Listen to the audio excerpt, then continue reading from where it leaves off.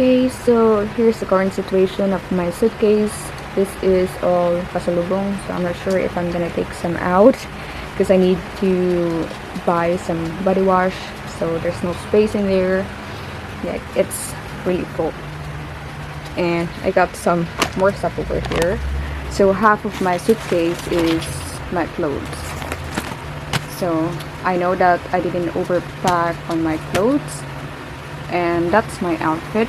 I'm not sure if I'm gonna change the trousers, the linen trousers, to my denim because that's heavier and more thicker than the linen trouser. So yeah, I'm not sure what to do.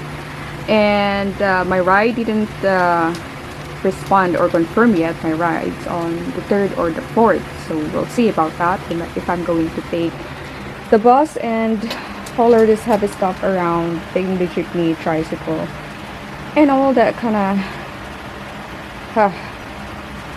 yeah, so that's that. And I'm washing my backpack, my old backpack, because that's more spacious than my other bag. Like my backpack, my Easter backpack, is not really spacious, maybe just for the laptop and other stuff, but I still have much to pack over here, like books and other stuff. I always forget this one. Oh yeah, let's forget that. And more skincare. Here is some of like my gadget stuff. Yeah, so that's that. And I might be taking this one. I just got it from a surplus store. It's only 150 pesos, so maybe I'm gonna take this one not the other kind of plastic slippers that I show you.